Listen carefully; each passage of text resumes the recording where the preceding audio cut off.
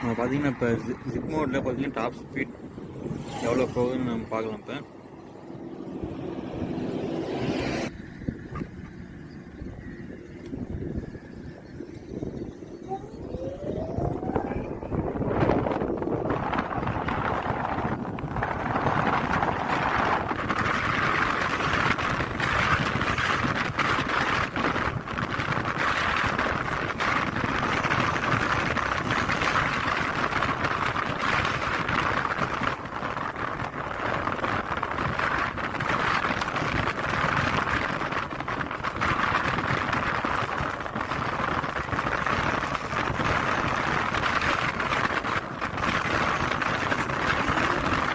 இப்போ வந்து ஈஸியாக போயிடும்.